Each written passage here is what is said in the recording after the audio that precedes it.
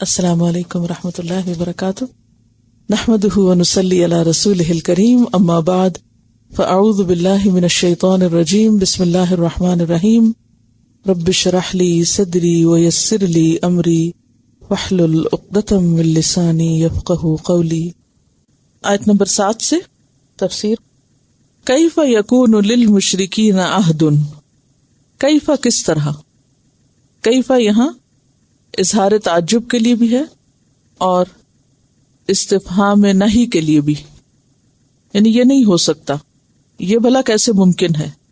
یکونو کہ ہو، للمشرکین مشرکین کے لیے، عہد کوئی عہد، عند اللہ اللہ کے ہاں یا اللہ کے پاس، و عند رسولہ اور اس کے رسول کے پاس، یعنی یہاں پر دراصل اعلان برات کی وجوہات اور اس کے دلائل بیان ہو رہے ہیں کہ معاہدے کیوں ختم کیے جا رہے ہیں، اعلان برات کیوں کیا جا رہا ہے۔ الا الذین، مگر وہ لوگ، عاہدتم جن سے تم نے عہد کیا، اشارہ ہے بنو کنانہ، بنو خزاعہ اور بنو ضمرہ کی طرف، عند المسجد الحرامی مسجد حرام کے پاس، یعنی ان قبائل سے معاہدے برقرار رکھے جائیں گے کب تک؟ فمستقاموا، پس جب تک وہ سیدھے رہیں، عہد پر قائم رہیں، لکم تمہارے لیے، فاستقیموا لہم تو تم بھی قائم رہو ان کے لیے، یعنی عہد پر۔ ان اللہ بے شک اللہ تعالی، یحب المتقین محبت رکھتا ہے تقوی والوں سے۔ تو خلاصہ کیا ہے آیت کا؟ کہ عام مشرکین کے ساتھ اب معاہدے باقی نہیں رہیں گے سوائے ان قبائل کے، اور یہ وہ قبائل ہیں جنہوں نے صلح حدیبیہ کے موقع پر مسلمانوں کا حلیف بننا پسند کیا تھا، یا جو مسلمانوں کے حلیف بنے تھے۔ ان لوگوں سے معاہدے کی مدت میں ابھی 9 ماہ باقی تھے۔ تو آیت نمبر 4 کے مطابق ان قبائل سے تعرض نہ کیا گیا۔ ایک اور اہم بات جو ان آیات سے ہمیں سمجھ میں آ رہی ہے وہ ہے بین الاقوامی قوانین کی پابندی جو مسلمانوں پر لازم ہے، اور اس کا بنیادی اصول، اور وہ اصول کیا ہے کہ جب تک فریق ثانی دوسرا فریق اپنے عہد کو پورا کرے، معاہدے کا پاس رکھے، تو تم بھی اس کا پاس رکھو۔ ایسے معاہدے یا تو تحریری طور پہ ہو سکتے ہیں یا پھر دونوں فریقوں کی باہم رضامندی کے ساتھ ان ممالک کے یا ان علاقوں کے قوانین اور ضروریات کے مطابق۔ یہ جو بات ہے نا فَمَسْتَقَامُوا لَكُمْ فَاسْتَقِيمُوا لَهُمْ، کہ جب تک دوسرے لوگ تم سے سیدھے رہیں، استقامہ کے 2 معنی ہیں یہاں، ایک ہے سیدھا رہنا اور دوسرا قائم رہنا، استقامت جس کو کہتے ہیں۔ اور قائم رہیں کس پر؟ عہد پر۔ جو اپنے عہد پہ قائم رہے، جو اس نے تمہارے ساتھ کیا، تو تم بھی کیا کرو؟ ان کے ساتھ کیے ہوئے عہد کو پورا کرو۔ جو تمہارے ساتھ سیدھا رہے تم بھی اس کے ساتھ سیدھے رہو، اور اگر کوئی تمہارے ساتھ معاہدے کی خلاف ورزی کرتا ہے تو سورۃ انفال میں بھی ہم پڑھ چکے ہیں کہ کیا کرو؟ فَانبِذْ عَلَىٰ سَوَاءٍ، عَلَى الْإِعْلَانِ، اس کو پھر خبردار کرو۔ اور اگر تمہیں توڑنا ہو معاہدہ تو اس صورت میں بھی اعلان کرو، بتاؤ، خفیہ طریقے سے یا خاموشی کے ساتھ خلاف ورزی نہیں کر سکتے۔ اور آخر میں پھر کہا گیا کہ اللہ تعالیٰ متقین سے محبت رکھتا ہے، تو یہاں متقین کی کس صفت کا خاص طور پر ذکر ہے؟ عہد کی پابندی کا۔ اب دیکھیے کہ قرآن پاک میں تقویٰ کی اہمیت بار بار ہمارے سامنے بیان کی گئی۔ سورۃ البقرہ میں بھی آپ نے دیکھا کہ جتنے بھی معاشرتی قانون تھے یا معیشت سے متعلق یا دیگر معاہدے وغیرہ، ان سب میں تقویٰ کا ذکر آیا۔ یہاں بھی ہم دیکھتے ہیں کہ بار بار تقویٰ کا ذکر آ رہا ہے۔ اور تقویٰ کس چیز کا نام ہے؟ اوامر کی اطاعت کا اور نواہی سے اجتناب کا، اللہ کے ڈر سے، یعنی جن چیزوں کا حکم دیا گیا وہ کرنے کا، اور خاص طور پر کچھ ایسے کام کرنے کا کہ جن کا تعلق انسانوں کے حقوق سے متعلق، خصوصاً عہد معاہدے کی پابندی. اور اس میں آپ دیکھیے کہ جیسے معاشرتی اور خاندانی زندگی میں ایک بڑے اہم عہد اور معاہدے کے موقع پر بھی بار بار تقویٰ کا ذکر ہے، اور وہ کون سا ہے؟ نکاح کا موقع. جو خطبہ ہے اس کے آغاز میں سورۃ النساء کی ابتدائی آیات بھی ہیں، اور اس کے علاوہ جو آیات ہیں 3 آیتوں میں 4 دفعہ تقویٰ کا حکم ہے. کیفا، کس طرح، یعنی کس طرح ان کو امان دی جائے، کس طرح اب یہ معاہدے باقی رکھے جا سکتے ہیں کہ ان کا حال یہ ہے کہ وَإِن يَظْهَرُوا عَلَيْكُمْ، اگر وہ تم پر غلبہ پا جائیں، قابو پا جائیں. يَظْهَرُ ظَهَرَ عَلَى کا کیا معنی ہوتا ہے؟ غالب آنا. اگر وہ تم پر غالب آ جائیں، کامیاب ہو جائیں، قابو پا جائیں. لا يرقبو، نہیں وہ لحاظ کریں گے. یرقبو کا لفظ رے قاف بے سے ہے، اسی سے رقیب کا لفظ ہے، نگران. رقبہ کا معنی ہوتا ہے انتظار کرنا، رعایت کرنا، لحاظ کرنا. لا یرقبو فیکم، نہیں وہ لحاظ کریں گے، انتظار کریں گے، مارجن دیں گے تم کو تمہارے معاملے میں. الن، کسی قرابت کا. الف لام لام، ال کہتے ہیں عہد کو، حلف کو. معاشرتی روابط یا معاشرتی تعلقات جو ہوتے ہیں ان میں جو عہد معاہدے ہوتے ہیں ان کی طرف اشارہ ہے. ولا ذمہ، ذمہ بھی عہد معاہدے کو کہتے ہیں، لیکن اشارہ ہے ذمہ سے سیاسی معاہدوں کی طرف. ان لوگوں کا حال یہ ہے، اشارہ ہے مشرکین کی طرف، کہ اگر وہ تم پہ قابو پا جائیں تو نہ وہ کسی رشتہ داری کا لحاظ رکھے، نہ کسی معاشرتی رابطے کا، حق کا، اور نہ ہی کسی سیاسی قانون کا، کسی عہد معاہدے کا. یعنی وہ ہر لحاظ سے اپنے عہد توڑنے والے. کس طرح؟ یردونکم، وہ راضی کرتے ہیں تم کو. یردونا رے دعادیے سے، رضا سے. وہ راضی کرتے ہیں تم کو بافواہہم، اپنے منہوں کے ساتھ. منہ سے راضی کرنے سے کیا مراد ہوتا ہے؟ صرف باتوں سے، زبانی کلامی. وہ صرف زبانی کلامی تم کو راضی کرنے کی کوشش کرتے ہیں. جب تعلقات کی باری آتی ہے تو اس میں وہ تمہیں دھوکہ دے جاتے ہیں. نہ کسی خاندانی رشتے کی پرواہ کرتے ہیں، نہ خون کے رشتے کی، نہ کسی قسم کی، نہ عہد، نہ معاہدے کی، اور نہ ہی کسی بین الاقوامی قانون کی. وَتَأْبَى قُلُوبُهُمْ، اور انکار کرتے ہیں ان کے دل. تأبا سے ملتا جلتا لفظ کہاں پڑا آپ نے پیچھے؟ ابا واستکبر. ابا کا معنی ہوتا ہے سختی سے انکار کرنا، شدت سے انکار. وَتَأْبَى قُلُوبُهُمْ، اور دل ان کے سخت منکر ہیں. وَأَكْثَرُهُمْ فَاسِقُونَ، اور ان میں سے اکثر فاسق ہیں. فاسق کون ہوتا ہے؟ حد توڑنے والا، اور اشارہ ہے پھر عہد توڑنے کی طرف. یہاں پر لفظ اکثر استعمال ہوا، جس سے یہ پتہ چلتا ہے کہ سب ایسے نہیں تھے، بلکہ اکثریت ایسی تھی. کیونکہ ہمیں تاریخ سے یہ بھی پتہ چلتا ہے کہ بعض مشرک قبائل بہت زیادہ عہد کے پابند تھے. ایفائے عہد دور جاہلیت میں بھی ان کے ہاں ایک بہت بڑی اخلاقی خوبی سمجھا جاتا تھا. بدعہدی کو پسند نہیں کرتے تھے.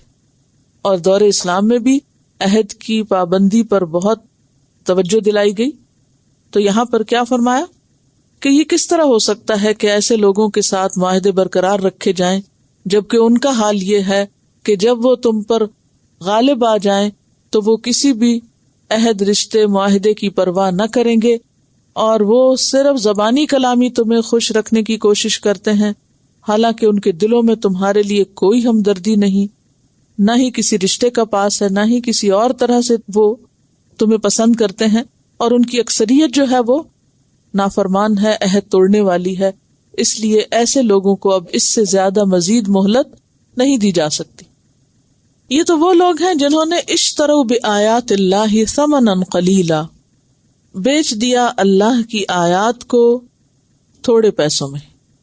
فصدوا عن سبیلہ، تو انہوں نے روک دیا اس کے راستے سے. یعنی اللہ نے ان کی طرف اپنی کتاب بھیجی تھی، لیکن حقیر دنیاوی فائدوں کی خاطر انہوں نے اس کی پرواہ نہ کی. اس کے برعکس کیا کردار ادا کیا کہ جو اللہ کی طرف یا اللہ کے راستے کی طرف آنا چاہتا تھا اس کو بھی روکنے لگے. کہا جاتا ہے کہ اہل طائف نے قریش کو مالی مدد دی تھی کہ وہ رسول اللہ صلی اللہ علیہ وسلم سے قوت کے ساتھ جنگ کر سکیں. انہم بے شک وہ ساء ما کانوا یعملون بہت برا ہے جو وہ عمل کرتے ہیں. یہاں کس عمل کو برا کہا جا رہا ہے؟ دین کے بدلے دنیا لینا، دین چھوڑ کر مادی فائدوں کا حصول، انسان کی ترجیح بننا.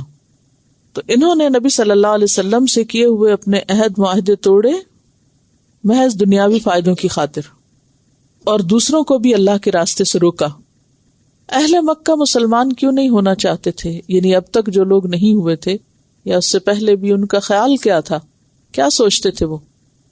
اگر ہم تم پر ایمان لے آئیں تو ہم زمین میں سے اچک لیے جائیں گے اور ہمارے جو دنیاوی فائدے ہیں وہ ختم ہو جائیں گی، ہماری سرداری ختم ہو جائے گی. اور اس کے علاوہ یہ تھا کہ آپ جانتے ہیں کہ ان لوگوں کی آمدنی کا ذریعہ کیا تھا؟ اہل حرم کی، مکہ والوں کی. اہل مکہ جو تھے وہ تجارت پیشہ لوگ تھے، وہاں کوئی زراعت نہیں تھی، کوئی صنعت نہیں تھی. ان کا پیشہ کیا تھا؟ تجارت. اور تجارت کے لیے وہ شہر اور ملک سے باہر بھی جاتے، اور حج کے موقع پر جب اطراف عالم سے لوگ وہاں اکٹھے ہوتے تو بھی ان کا کاروبار خوب چمکتا تھا. اور چونکہ یہ بیت اللہ کے مجاور تھے لہٰذا دنیا بھر سے ان کے پاس نذرانے بھی آتے تھے.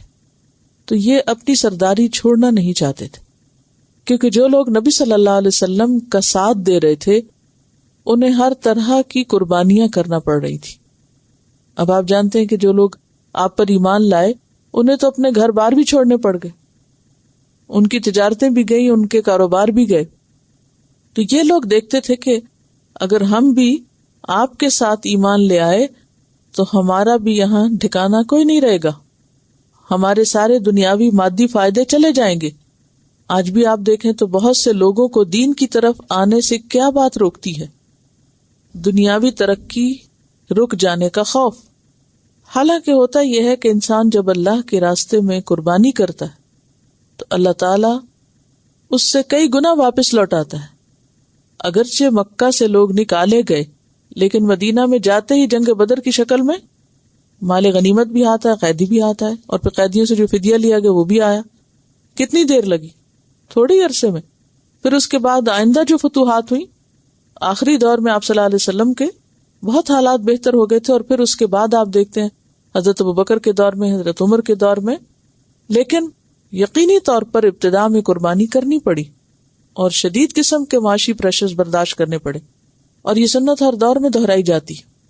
جب بھی کوئی شخص یہ سوچتا ہے کہ وہ اللہ کے دین کی خدمت کرے گا تو اس کو آزمایا ضرور جاتا ہے مختلف طریقوں سے، مختلف حالات سے، کہ یہ اپنی بات میں کتنا سچا ہے.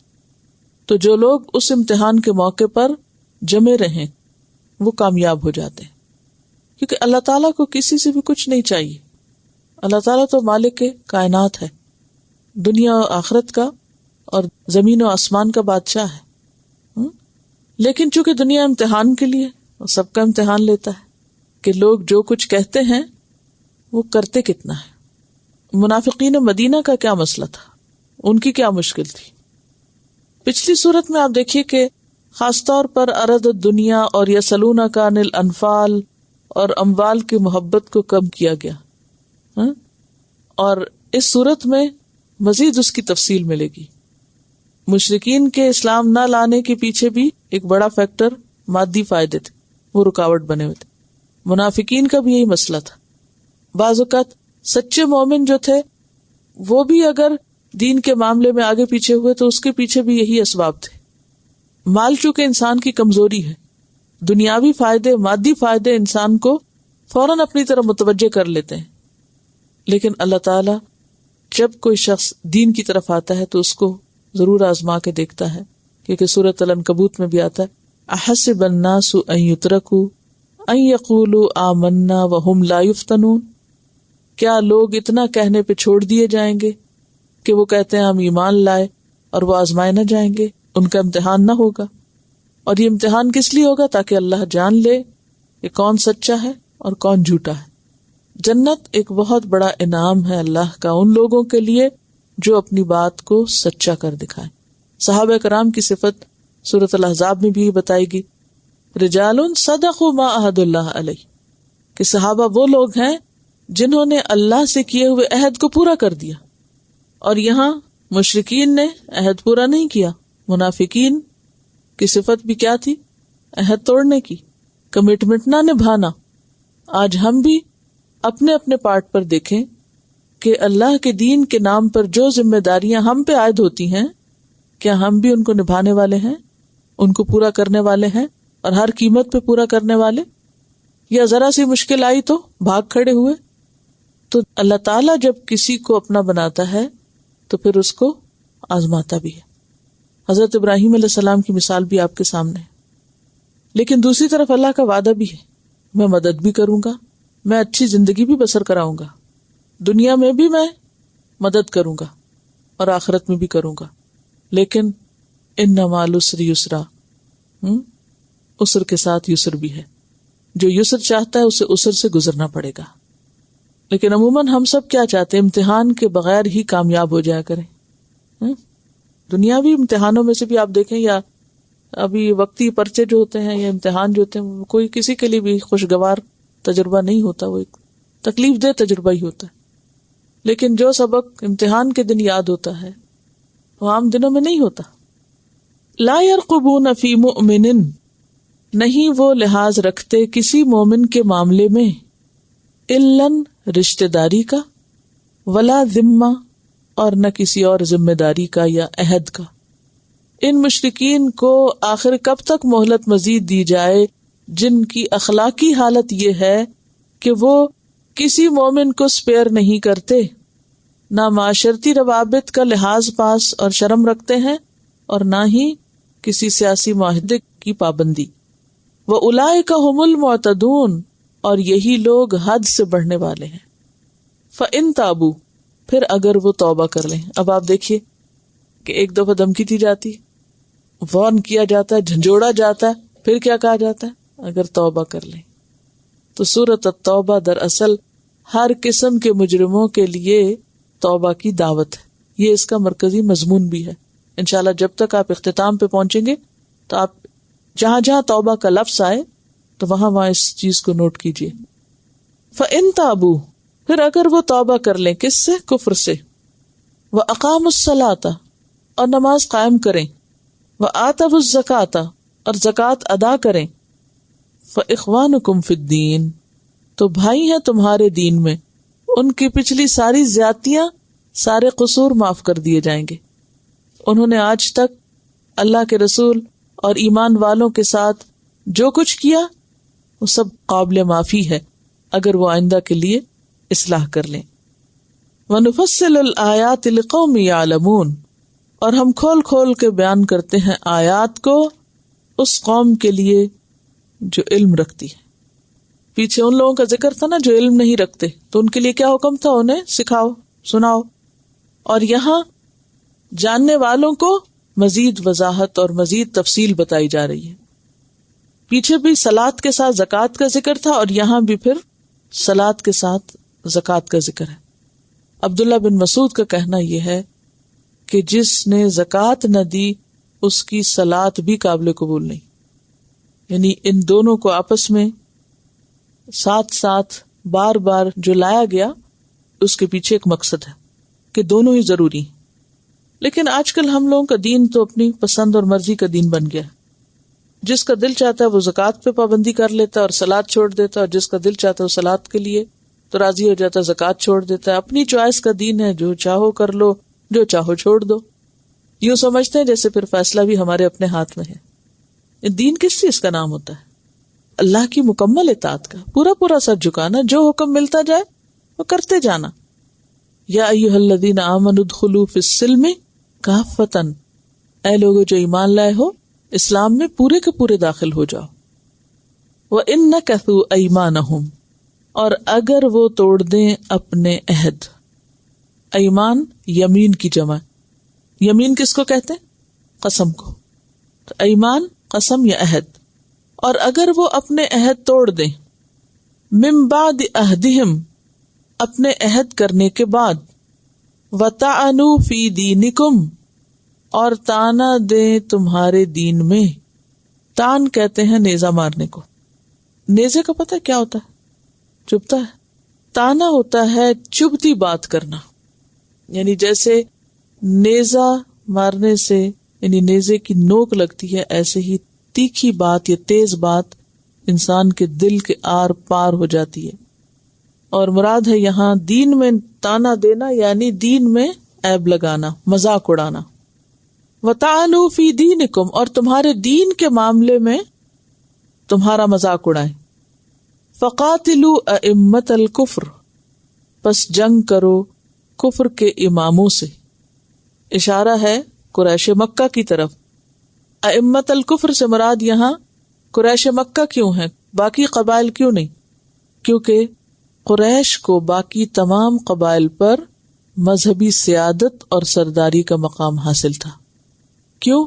اس لیے کہ وہ کعبہ کے متولی تھے. انہم، بے شک وہ، لا ایمان لہم، ان کا کوئی ایمان نہیں، ان کا کوئی عہد نہیں، ان کے ہاں عہد کی کوئی پاسداری نہیں. کس بات کی طرف اشارہ ہے؟ صلح حدیبیہ کے اندر جو انہوں نے شرائط خود ہی رکھی تھی پھر خود ہی توڑ دی، ان کی طرف اشارہ ہے. ان کا کوئی عہد نہیں، ان کے ہاں عہد کی پاسداری نہیں، گویا ان کا کوئی دین ایمان نہیں. یہ ناقابل اعتبار ہیں، انپریڈکٹیبل ہیں. لعلہم، شاید کہ وہ، ینتہون، باز آ جائیں، رک جائیں. کس سے؟ کفر سے. ینتہون کا لفظ نہیں سے ہے، نون ہے یہ، رکنا، منع ہونا. تو گویا نقض عہد اور دین میں تان کے بعد اب ان کی قسموں کا بھی اعتبار نہیں کیا جائے گا. ہوتا یہ تھا کہ یہ معاہدہ توڑتے پھر کہتے اچھا دوبارہ معاہدہ کر لیتے ہیں. صلح حدیبیہ کو توڑنے کے بعد بھی نبی صلی اللہ علیہ وسلم کے پاس ہی مدینہ میں گیا اور دوبارہ اس کو رینیو کرنے کے لیے کہا. تو یہ ایسا کیوں کرتے تھے؟ عہد کون توڑتا ہے؟ اس کے پیچھے کیا نفسیات ہوتی؟ وعدہ کر کے اسے توڑ دینا، اسے بلا دینا، اس کو معمولی سمجھنا، یہ کب ہوتا ہے اور کیوں ہوتا ہے؟ کیا وجہ ہوتی؟ جو مفاد پرست لوگ ہوتے ہیں وہ اپنے فائدے کی خاطر کسی بھی قانون کا، کسی بھی عہد اور کسی بھی وعدے کا پاس نہیں رکھتے، کیونکہ انہیں اگر دلچسپی ہے تو کس سے؟ صرف اپنے فائدے سے. آپ دیکھیے کہ جب آپ کسی بھی ملک کی شہریت اختیار کرتے ہیں تو اس ملک کے قانون کے ساتھ وفاداری کا اعلان کرتے ہیں. ڈرائیونگ لائسنس لیتے ہیں تو ڈرائیونگ کے قوانین کی پابندی کا عہد کرتے ہیں. لیکن پھر بعض اوقات آپ توڑتے بھی ہیں، آپ قوانین بھی توڑتے ہیں، آپ وفاداریاں بھی ختم کرتے ہیں، آپ اپنی مرضی کرتے ہیں. ایسا کب ہوتا ہے؟ جب آپ کا ذاتی مفاد قومی مفاد سے ٹکراتا ہے. آپ اپنی ذات کو ترجیح دیتے، ذاتی مفادات کو، وقتی مفادات کو، یا کوئی اور انٹرسٹ ہو سکتے ہیں. تو یہاں پر آپ دیکھیے کہ نہ صرف اہل مکہ بلکہ عام طور پر، چونکہ اس صورت میں عہد کی بہت بات آ رہی ہے ابتدائی یہاں سے بھی، تو اس لیے ہم سب کو اپنی ذاتی زندگیوں میں بھی اس چیز کو دیکھنا چاہیے کہ ہمارے ہاں عموماً عہد کی پابندی کتنی ہے، کسی بھی چیز کے ساتھ ہم کس طرح کمٹمنٹ نبھاتے ہیں اور کیوں نہیں نبھاتے، اس کی کیا وجہ ہوتی. عموماً اس کی وجہ ذاتی مفاد کا تحفظ ہوتا ہے، اپنی مرضی کرنا، اپنا فائدہ دیکھنا، اپنی سہولت. فرمایا کہ ان کے ہاں کسی عہد کی کوئی پاسداری نہیں. ایک اور بات یہ ہے کہ چونکہ یہ دشمن تھے مسلمانوں کے، تو دشمن کا دل اپنے مخالف کی دشمنی میں ہمیشہ ضد اور انتقام اور اشتعال میں مبتلا رہتا ہے. تو وہ اشتعال ان کو آرام سے بیٹھنے نہیں دیتا تھا، وہ عداوت انہیں عہد توڑنے پر مجبور کرتی تھی. یہ ایک اہم وجہ تھی ان کی معاہدوں کی خلاف ورزی کے پیچھے. سورۃ انفال آیت 38 میں بھی آپ پڑھ چکے ہیں. اللہ تعالیٰ نے فرمایا قُلْ لِلَّذِينَ كَفَرُوا إِن يَنْتَهُوا يُغْفَرْ لَهُم مَّا قَدْ سَلَفَ. ان لوگوں کو جنہوں نے کفر کیا کہہ دیجئے کہ اگر وہ باز آ جائیں تو جتنا پہلے کفر کر چکے ہیں وہ سب معاف کر دیا جائے گا. اور یہاں بھی کیا کہا جا رہا ہے کہ اگر وہ اپنے معاہدوں کی پابندی کریں یا پیچھے جیسے کہا توبہ کر لیں، نماز قائم کر لیں تو ان کو معاف کر دیا جائے گا. اور اب اگر انہیں دھمکی دی جائے تو ہو سکتا ہے کہ یہ باز آ جائیں. الا تقاتلون قوما، اب یہاں مسلمانوں کو قریش کے خلاف جنگ پہ ابھارا جا رہا ہے. الا تقاتلون، کیا نہیں تم لڑو گے، کیا نہیں تم جنگ کرو گے. الا جو ہے یہ حرف ہے اور حرف حد ہے، حد ہے ضاد، یعنی اس میں ابھارا جا رہا ہے. جیسے پیچھے بڑھنا حرد المومنین علی القتال، تو یہاں الا کہہ کے ایک طرح سے موٹیویٹ کیا جا رہا ہے. کیا نہیں تم جنگ کرو گے ایسی قوم سے نکثوا ایمانہم، جنہوں نے توڑا اپنے ایمان یعنی عہد کو، اشارہ ہے صلح حدیبیہ کی طرف.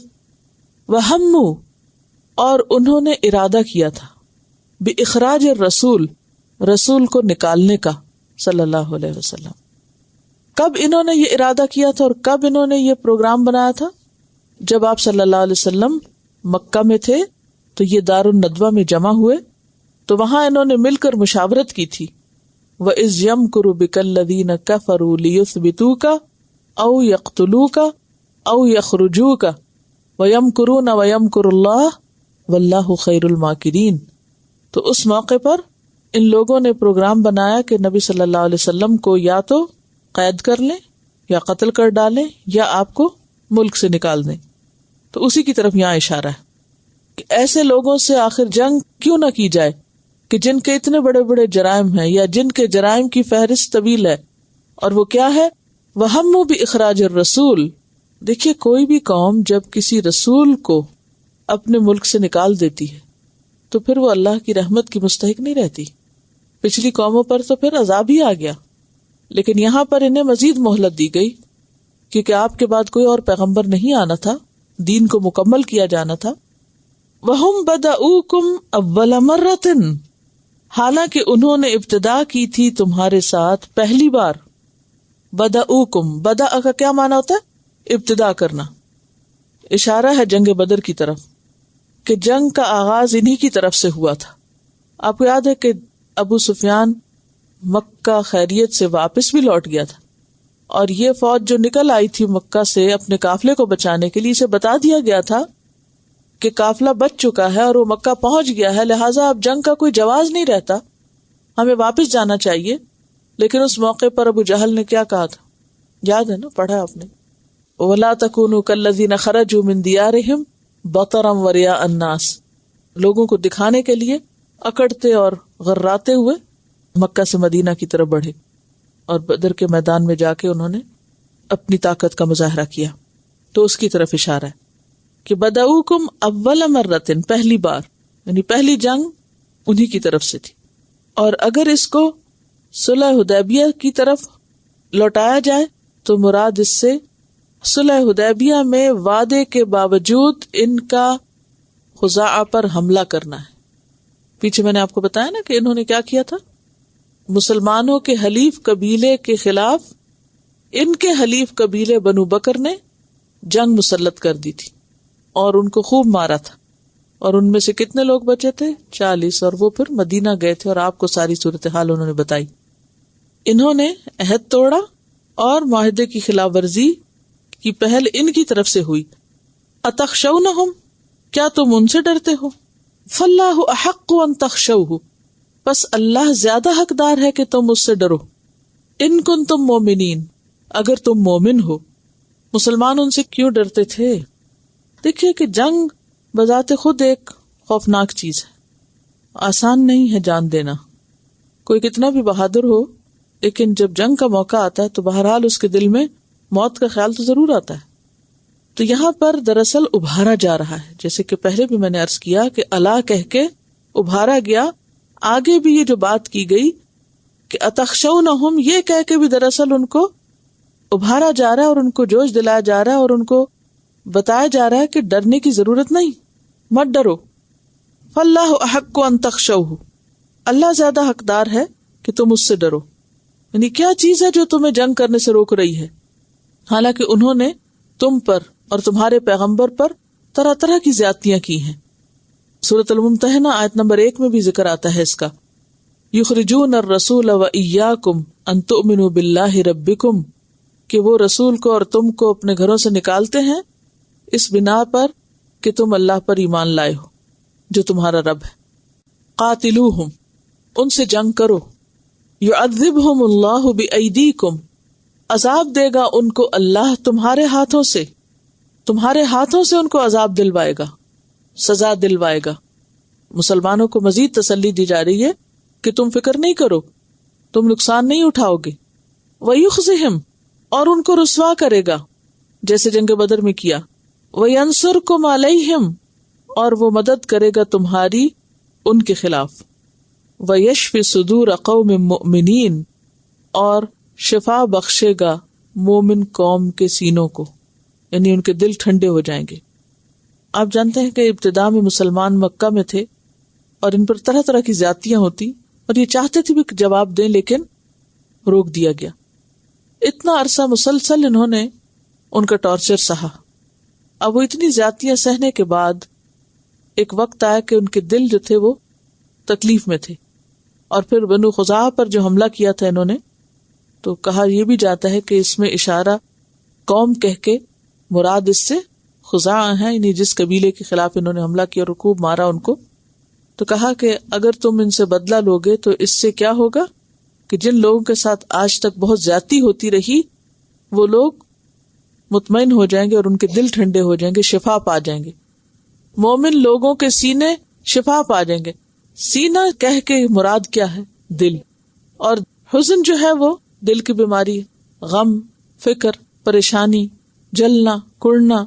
تو اب تک زیادتیاں سہ سہ کے جو جلن اور کڑھن ان کے دلوں میں ہے وہ ختم ہو جائے گی. اس کو ایک بڑے پیمانے پر تو آپ دیکھ رہے ہیں، لیکن اگر اپنے ایک محدود سرکل میں بھی دیکھیں، کوئی ایسا شخص سوچیں جس نے آپ کو زندگی میں بہت پریشان کیا ہو، بہت تکلیف دی ہو، بہت ستایا ہو، اور اس ستانے میں سالوں گزر گئے. تو وہ سارے دکھ سہتے سہتے سہتے ایک وقت ایسا آتا ہے کہ آپ کا دل اس کی طرف سے تکلیف میں مبتلا ہو جاتا. اس کا نام سنتے ہی، اس کی شکل دیکھتے ہی کیا ہوتا ہے؟ زیادتیاں ساری لسٹ یاد آتی ہے، ڈے 1 سے لے کے آخر تک ساری تکلیفیں یاد آنے لگتی ہیں. وہ جو دل کو چوٹ لگی ہوتی ہے یا دل کو تکلیف پہنچی بھی ہوتی ہے، اس کو آرام کب ملتا ہے؟ جب اس شخص کے ساتھ بھی ویسا ہی ہو. یعنی یہ ایک ہیومن نیچر ہے نا، یہ اس کا ذکر کیا جا رہا ہے کہ یہ تمہارے دشمن کب سے تمہیں ستا رہے ہیں اور زیادتیاں کر رہے ہیں مختلف لوگوں کے ساتھ. اور خاص طور پر آپ دیکھیں کہ جو لوگ مکہ میں حالت اسلام میں تھے لیکن کمزور تھے، بوڑھے مرد، عورتیں، بچے جو ہجرت نہیں کر سکتے تھے اور اپنے اسلام کو بھی چھپائے ہوئے تھے اور تھوڑا بہت جو ظاہر کرتے تھے اس بنا پر ستائے جاتے تھے، کیونکہ جو طاقتور تھے وہ تو سب ہجرت کر گئے اور سب بھی اکٹھے تو ہجرت نہیں کر سکے. مختلف اوقات میں ہجرت ہوتی رہی، بعد میں بھی لوگ آتے رہے، صلح حدیبیہ تک لوگ آتے رہے. صلح حدیبیہ میں یہ شرط لگی تھی، یاد ہے کچھ، کہ آج کے بعد اگر کوئی مکہ سے ہجرت کر کے مدینہ آئے گا تو کیا ہوگا؟ واپس کر دیا جائے گا، اسے آنے نہیں دیا جائے گا. اب وہ سارے لوگ جو ابھی تک بھی ان کی زیادتیاں سہ رہے تھے، کہا گیا کہ تم ان سے جنگ کرو، ان کو رسوا کرو تاکہ ان مظلوموں کے دل بھی ٹھنڈے ہوں. کیونکہ سورۃ النساء میں بھی آپ پڑھ چکے ہیں، اس میں آتا ہے نا کہ بہت سے مظلوم بچے اور عورتیں پکارتے ہیں کہ یا رب ہمیں اس بستی سے نکال جس کے رہنے والے ظالم ہو گئے، کہ ہمیں ان ظالموں سے نجات دے. تو یہاں مسلمانوں کو ابھارا جا رہا ہے کہ اب ان کی طاقت کو کچل دو تاکہ مظلوموں کو آزادی ملے، مظلوموں کو چھٹکارا ہو. وَيَشْفِ صُدُورَ قَوْمٍ مُؤْمِنِينَ. اصل بات یہ ہے کہ مسلمان یہ سمجھ رہے تھے کہ یہ اعلان برات کے بعد اگر معاہدے ختم ہو گئے تو اس کے بعد معلوم نہیں پھر کیسے تلخ حالات ہوں. اب آپ دیکھیں نا کہ آپ اعلان بیزاری کر رہے ہیں، اعلان جنگ کر رہے ہیں، ایک طرح سے پوزیشن سمجھ رہے ہیں آپ کہ مسلمان تمام لوگوں کے ساتھ اعلان برات کرے الی الناس. اب کسی کے ساتھ کوئی معاہدہ نہیں ہمارا. تو اس کا نتیجہ کیا ہوگا کہ آپ کو ایسا اعلان کرنے سے پہلے ایک خوف محسوس ہوگا کہ اگر سب سے کاٹ کے بیٹھ گئے تو پتہ نہیں حالات کیا ہوں گے. ایسا نہ ہو کہ وہ سارے آ کے پھر ایک دفعہ حملہ آور ہو جائیں. لیکن اللہ تعالیٰ نے تسلی دی. یہ اس لیے ابھارا جا رہا ہے کہ تم جو سمجھ رہے ہو اس وقت کہ اعلان برات کے بعد نتائج تمہارے حق میں اچھے نہیں ہوں گے تو اس کی فکر نہ کرو. اور ہوا بھی ایسے ہی کہ اللہ تعالیٰ نے ان کے دشمنوں کے دلوں میں ایسا رعب ڈالا کہ ان میں سے اس کے بعد کوئی بھی جنگ کے لیے اٹھ نہ سکا. کسی بھی زیادتی کے لیے کسی کو بھی اس کے بعد پھر توفیق نہ ہوئی، کوئی مقابلے پہ نہ آیا. بلکہ اس کے برعکس مختلف علاقوں سے وفود نبی صلی اللہ علیہ وسلم کی خدمت میں حاضر ہونے لگے، اور اسی وجہ سے اس سال کو کیا کہا جاتا ہے؟ عام الوفود، وفدوں کا سال. تقریباً 70 وفود ایسے تھے جو آپ صلی اللہ علیہ وسلم کے پاس آئے اور آ کر انہوں نے اسلام قبول کیا. آپ صلی اللہ علیہ وسلم کیا کرتے تھے کہ جو بھی قبیلہ آتا، جو وفد آتا، اس سے بیعت لیتے اور پھر اس علاقے کا انتظام انہی کو دے دیتے. اسی بات کی طرف اشارہ ہے قرآن پاک میں، اذا جاء نصر اللہ والفتح. تو اعلان برات کے بعد مسلمانوں کے لیے پریشانی نہیں بلکہ فتح کی راہیں مزید کھل گئی اور دین کی تکمیل ہو گئی. تو اذا جاء نصر اللہ والفتح ورأیت الناس يدخلون فی دین اللہ افواجا. یہ جو آپ کی کتاب ہے نا تجلیات نبوت، اس میں وفود کے بارے میں پیج 334 پر ہے، اس کو آپ پڑھیے. عرب سمجھتے تھے کہ وہ دین ابراہیم پر ہے. عرب کیا سمجھتے تھے؟ دین ابراہیمی پر ہے. اور اس دین کا جو شعار اب تک انہوں نے قائم کر رکھا تھا وہ بیت اللہ شریف کا حج تھا. اگلی آیات میں اب اس پر بھی تبصرہ ہوگا کہ ان کو حق نہیں کہ یہ بیت اللہ کے مجاور بنے اور اللہ کی مسجد کو یہ آباد کریں، کیونکہ اللہ کی مسجد کو آباد کرنے والوں کی کچھ صفات ہوتی ہیں. تو وہ اپنے آپ کو کیا سمجھتے تھے؟ ہم بالکل سیدھے رستے پر ہیں. اور اس کی دلیل کیا دیتے تھے؟ کہ ہم بیت اللہ کو لک آفٹر کر رہے ہیں. چنانچہ وہ ہر سال حج کا زبردست اہتمام کرتے تھے. آج بھی آپ دیکھیں کہ مسلمان نماز پڑھیں یا نہ پڑھیں، وعدے پورے کریں یا نہ کریں، لیکن جتنے زور شور سے حج اور عمرے کا اب اہتمام ہوتا ہے اس سے پہلے شاید نہیں ہوتا تھا. کیونکہ جب دینی اور اخلاقی زوال ہو جاتا ہے نا تو لوگ چند ریچولز کو دین سمجھ لیتے ہیں کہ بس صرف یہ کرنا ہی دینداری کی علامت ہے، سمبل ہے. حرام حلال کی پرواہ نہیں کریں گے، لیکن حج کر کے وہ سمجھیں گے کہ باقی لوگوں کے مقابلے میں دیندار ہو گئے. میری اس گفتگو کا مقصد حج کی اہمیت کو کم کرنا نہیں ہے. حج تو ایک فریضہ، وہ تو ادا کرنا ہی ہے، لیکن عموماً دینداری کے سمبل کے لیے لوگوں نے حج کو ایک ٹول بنا لیا کہ اپنے آپ کو دیندار ظاہر کرنے کے لیے باقی کہیں پیسہ لگائیں یا نہ، کوئی قربانی کریں یا نہ، لیکن اس کے ذریعے الحاج بن کر لوگوں پر ایک رعب ضرور قائم ہو جاتا ہے کہ اتنے حج کر رکھے ہیں، باقاعدہ گنے میں اور گنوائے بھی اور گنتیاں پوچھی بھی جاتی ہیں. تو ان لوگوں کے ہاں بھی یہی چیز عام ہو گئی تھی کہ وہ ہر سال زبردست اہتمام کرتے، خوب جوش و خروش کے ساتھ بڑے بڑے قافلے لے کے نکلتے. اور اس میں بھی انہوں نے اپنی مرضی سے تبدیلیاں کر لی تھی، بہت سی بدعات داخل کر لی تھی. کون سی بدعات؟ پیچھے پڑ چکے، ننگے طواف کرنا اور تالیاں پیٹنا اور شور ہنگامہ اور وہاں جا کے بڑی بڑی مجلسیں لگانا اور اس میں شعر و شاعری کرنا اور پھر عرفہ تک بھی نہ جانا، اور بہت خرافات انہوں نے اپنی مرضی سے ڈال لی تھی. رسول اللہ صلی اللہ علیہ وسلم نے 8 ہجری میں مکہ فتح کیا اور عتاب بن اسید کو اس کا امیر مقرر کیا. اس سال انہی کی عمارت میں مسلمان اور مشرکین سب نے حج کیا، جیسے کہ وہ جاہلیت میں حج کرتے آ رہے تھے. کوئی چیز تبدیل نہ کی گئی. یہ مکہ فتح ہونے کے بعد جو پہلا حج آیا تھا، مکہ رمضان میں فتح ہوا تھا، 2.5 مہینے کے بعد حج آ گیا، تو اس موقع پر مشرکین کے طریقے پر ہی حج ہوا تھا. لیکن اگلے سال 9 ہجری کا حج آیا تو رسول اللہ صلی اللہ علیہ وسلم نے حضرت ابو بکر صدیق کو حج کا امیر بنا کر بھیجا کہ وہی لوگوں کو حج کرائیں. وہ ذوالقعدہ 9 ہجری کے اواخر میں 300 اہل مدینہ کے ساتھ روانہ ہوئے. ان کے ساتھ قربانی کے لیے رسول اللہ صلی اللہ علیہ وسلم کے 20 اور اپنے ان کے 5 اونٹ تھے، 25 اونٹ بھی ساتھ تھے جو وہاں قربان ہونے تھے. ان کے جانے کے بعد سورہ برات کی ابتدائی آیات نازل ہوئی، یعنی سورۃ توبہ کی، جس میں ان تمام مشرکین سے عہد توڑنے کا حکم تھا جنہوں نے اپنے عہد کی پاسداری نہ کی تھی، اور ان کو اور ان لوگوں کو جن کا سرے سے کوئی عہد ہی نہیں تھا 4 مہینے کی مہلت دی گئی تھی کہ اس دوران جس طرح چاہیں زمین میں گھوم پھر لیں، تاکہ انہیں معلوم ہو جائے کہ وہ اللہ کو بے بس نہیں کر سکتے، اور یہ کہ اللہ کافروں کو رسوا کر کے رہے گا۔ اور زمین میں گھومنے کا ایک مقصد یہ بھی ہو سکتا ہے کہ اب تک بہت سے قبائل کے، صرف مدینہ کے نہیں بلکہ مدینہ کے آس پاس اور دور دراز تک لوگ مسلمان ہو چکے تھے، تو وہ ادھر ادھر جا کے دیکھیں اور انہیں اس بات کا یقین ہو کہ اسلام کس حد تک پھیل چکا ہے۔ البتہ جو مشرکین اپنے عہد پہ قائم تھے اسے توڑا نہیں گیا، اور مسلمانوں کے خلاف جنہوں نے کسی کی مدد نہیں کی تھی ان کا عہد پورا کرنے کا حکم دیا گیا۔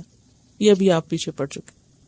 یہ آیات نبی صلی اللہ علیہ وسلم نے حضرت علی کو دے کر بھیجی کہ وہ حج اکبر کے دن اسے لوگوں تک پہنچا دیں، اور فرمایا کہ میری طرف سے میرا ہی آدمی یعنی حضرت علی اعلان کریں گے۔ حضرت علی رضی اللہ تعالیٰ عنہ کی ملاقات زجنان یا ارج میں حضرت ابو بکر سے ہوئی۔ حضرت ابو بکر نے کہا امیر ہو یا مامور، یعنی پیچھے سے آئے ہو، مجھے امارت چھوڑنی ہو کہ آپ امیر بنو گے یا پھر آپ میری قیادت میں چلو گے۔ اس سے کیا بات پتہ چلتی ہے کہ ذمہ داریوں کا واضح تعین ضروری ہے۔ حضرت علی نے کہا مامور، یعنی امیر حج آپ ہی ہیں، میں آپ کے ساتھ ہوں۔ چنانچہ وہ حضرت ابو بکر کے پیچھے نماز پڑھتے رہے۔ حضرت ابو بکر نے لوگوں کو حج کرایا۔ جب 10ویں تاریخ قربانی کا دن آیا تو حضرت علی نے جمرہ کے پاس کھڑے ہو کر لوگوں پر سورۃ توبہ کی ابتدائی آیات پڑھی، جس میں عہد توڑنے، مہلت دینے اور پابندی کرنے والوں کا عہد پورا کرنے کا حکم ہے۔ اور حضرت ابو بکر نے کچھ لوگوں کو بھیج کر یہ منادی کرائی کہ اس سال کے بعد کوئی مشرک حج نہیں کر سکتا اور نہ کوئی ننگا آدمی بیت اللہ کا طواف کر سکتا ہے۔ قریش اور نبی صلی اللہ علیہ وسلم میں جو کشاکش برپا تھی، عرب اس کے نتیجے کا انتظار کر رہے تھے کہ اب یہ اونٹ کس کروٹ بیٹھتا ہے۔ ان کا عقیدہ تھا کہ باطل قوت اور فتح کے ذریعے مسجد حرام پہ قبضہ نہیں ہو سکتا۔ یہ کیسے ان کو پتا تھا؟ کیونکہ پیچھے اصحاب الفیل کے ساتھ جو کچھ ہو چکا تھا وہ جانتے تھے کہ کوئی بھی باطل قوت مکہ فتح نہیں کر سکتی اور بیت اللہ پہ قبضہ نہیں کر سکتی۔ اصحاب الفیل کا واقعہ زیادہ دور کی بات نہ تھی، لہٰذا جب اللہ تعالیٰ نے رسول اللہ صلی اللہ علیہ وسلم کو مسجد حرام میں داخلے کا شرف بخشا اور کفار مکہ پر غلبہ عطا فرما دیا تو آپ کے رسول برحق ہونے میں انہیں کوئی شبہ نہ رہا، یعنی یہ بھی ایک نشانی تھی۔ چنانچہ فتح مکہ کے بعد آپ کی خدمت میں آنے والے عرب وفود کا تانتا بند گیا، جو آپ کی رسالت پر ایمان لاتے اور آپ کی اطاعت کا اقرار کرتے تھے۔ اس طرح لوگ اللہ کے دین میں فوج در فوج داخل ہونے لگے۔ تھوڑے دنوں میں اسلامی حکومت کا رقبہ بحر احمر کے ساحل یعنی ریڈ سی کے ساحل سے خلیج عربی کے ساحل تک، نیز جنوب اردن اور اطراف شام کے علاقے سے یمن اور عمان کے ساحل تک پھیل گیا۔ یہ کب ہوا؟ نبی صلی اللہ علیہ وسلم کے دور میں۔ اور نبی صلی اللہ علیہ وسلم اس دور دور تک پھیلے ہوئے ملک کا نظم و نسق ٹھیک کرنے میں لگ گئے۔ چنانچہ آپ نے مبلغین بھیجے، حکام مقرر فرمائے، صدقات وصول کرنے والوں کو روانہ کیا، بندوں اور شہروں کا نظام جن قضات اور عمال کا محتاج ہوتا انہیں فراہم کیا، یعنی پوری طرح آرگنائز کیا سارے علاقے کو۔ جو وفود رسول اللہ صلی اللہ علیہ وسلم کی خدمت میں آئے، عام اہل سیر سیرت کی جمع، سیرت لکھنے والے، ان کے مطابق ان کی تعداد 70 سے زیادہ ہے۔ بعض اہل علم نے ان وفود کی صحیح تعداد معلوم کرنے کی کوشش کی، خواہ روایت ثابت ہو یا نہ ہو، تو ان کی تعداد تقریباً 100 بھی بتائی جاتی۔ ان وفود کی آمد فتح مکہ سے پہلے شروع ہو چکی تھی، اور بعض وفود تو ہجرت کے ابتدائی سالوں میں آئے تھے، بلکہ بعض ہجرت سے پہلے بھی آئے تھے، لیکن ان کی آمد کا عام سلسلہ اور پے در پے شکل میں فتح مکہ کے بعد 9 ہجری میں شروع ہوا، اور یہ سلسلہ 10 ہجری بلکہ اس کے بعد تک جاری رہا۔ اسی لیے 9 ہجری کو، جس میں یہ سورۃ توبہ نازل ہوئی، وفود کا سال کہا جاتا ہے۔ یہ وفود زیادہ تر قبائل کے سردار، رؤساء اور اہل حل و عقد پر مشتمل ہوتے تھے۔ بسا اوقات آدمی تنہا یا چھوٹی سی جماعت کے ہمراہ آتا، یعنی کوئی وفد بڑا ہوتا تھا اور کوئی چھوٹا ہوتا تھا۔ پھر ان وفود کے آنے کا مقصد ہر وفد کے اعتبار سے الگ الگ ہوتا تھا۔ کوئی قیدیوں اور گرفتاروں کو چھڑانے آتا، جیسا کہ وفد حوازن اور وفد تمیم کے ذکر میں گزرا، تو کوئی فقط اپنے لیے یا اپنے اور اپنی قوم دونوں کے لیے امان کا طالب بن کے آیا، کوئی فخر اور مباحات اور مناظرے اور مجادلے کے لیے آیا جیسے وفد نجران، کوئی یہ گزارش کرنے آیا کہ اسلامی لشکر واپس چلا جائے تاکہ اس کی قوم پہ حملہ نہ ہو، کسی نے آ کے اطاعت اور جزیہ کا اقرار کیا، کسی نے آ کر اسلام میں اپنی رغبت ظاہر کی، اور اپنی قوم سے بھی اسی توقع کا اظہار کیا. کوئی مسلمان فرما بردار اور کوئی قوم کا نمائندہ بن کے آیا. کسی نے اسلامی تعلیمات اور احکام کو جاننے کی رغبت ظاہر کی. ادھر رسول اللہ صلی اللہ علیہ وسلم کو اللہ تعالیٰ نے جس بشاشت اور کریمانہ اخلاق پہ پیدا فرمایا تھا اس کے مطابق آپ ان وفود کا استقبال فرماتے رہے. انہیں خوش کن تحائف سے نوازتے، اسلام کی ترغیب دیتے، ایمان اور شریعت کی باتیں سکھاتے کہ وہ اپنے پیچھے والوں کو بھی سکھائیں. در حقیقت یہ وفود صحراؤں میں رہنے والے بدوؤں کے اندر دین کو تیزی سے پھیلانے کا اہم ذریعہ بنا. چنانچہ ان کے نتائج، اغراض اور مقاصد کے تنوع اور اسباب اور وجوہ کے اختلاف کے باوجود پہلے وفد میں آنے والوں نے اسلام قبول کیا، پھر جلد یا تھوڑی دنوں بعد قوم نے بھی اسلام قبول کر لیا. اس سے صرف بعض وفود مستثنیٰ ہیں، مثلاً بنو حنیفہ اور مسلمہ کذاب کا وفد، اور ان کا ذکر آگے کے صفحات میں موجود ہے. اور نمونے کے طور پر کچھ وفود کے واقعات یہاں دیے ہوئے ہیں. تفصیل میں آپ کو اس وقت نہیں بتا سکتی کیونکہ یہ سبق سے متعلق نہیں. بہرحال یہ آپ کا ہوم ورک ہے کہ آپ ان وفود کی باقی تفصیل خود سے پڑھ لیں تاکہ آپ کو ایک اندازہ ہو جائے کہ دین کی تکمیل کا کام کس طرح ہوا، دین مکمل کیسے ہوا، نبی صلی اللہ علیہ وسلم کا مشن کیسے مکمل ہوا. کیونکہ یہ سورت جو ہے اس مشن کے تکمیلی مراحل کا نقشہ بیان کر رہی ہے. ٹھیک ہے. وَيُذْهِبْ غَيْظَ قُلُوبِهِمْ، اور لے جائے ان کے دلوں کا غیظ و غضب. کون سا غیظ، کون سا غضب؟ ایسا ہے کہ یہ جو غیظ کا لفظ ہے اور غضب کا اور سخط کا، یہ تینوں پڑھ چکے ہیں آپ. ان سخط اللہ علیہم اور غضب بھی پڑھ چکے ہیں اور غیظ بھی. ان تینوں کا فرق لکھیے مترادفات القرآن سے. ٹھیک ہے، یہ آپ کو ہوم ورک. آپ غصہ کا لفظ نکال لیجئے، وہاں سے سارے لفظ نکل آئیں گے خود ہی وہیں سے. کوئی الگ الگ دیکھنے کی بھی ضرورت نہیں، ایک جگہ کھولیں گے اور باقی ساری لسٹ وہیں سے مل جائے گی آپ کو، بس ایک کلک کرنے کی ضرورت ہے. تو اس سے فرق آپ کو پتہ چلے گا مختلف الفاظ کا، اور اس فرق کے جاننے سے آپ کو عبارت میں مزید لطف آئے گا. اس میں درجے بتائے گئے ہیں کہ پہلا درجہ کون سا ہے، دوسرا اور آخری. وَيُذْهِبْ غَيْظَ قُلُوبِهِمْ، اور ان کے دلوں کا غیظ لے جائے گا، دلوں کا غصہ ٹھنڈا ہو جائے گا. وَيَتُوبُ اللَّهُ، اور مہربان ہو جائے گا اللہ، عَلَىٰ مَن يَشَاءُ، جس پہ وہ چاہے گا. وَاللَّهُ عَلِيمٌ حَكِيمٌ، اور اللہ علم والا ہے، حکمت والا ہے. یعنی اس کے سارے فیصلے حکمت پر مبنی ہیں. لہذا بندے کا کام کیا ہے کہ جو وہ حکم دے وہ اس کو کرتا چلا جائے. وآخر دعوانا ان الحمد للہ رب العالمین. سبحانک اللہم وبحمدک، نشہد ان لا الہ الا انت، نستغفرک ونتوب الیک. السلام علیکم ورحمۃ اللہ وبرکاتہ.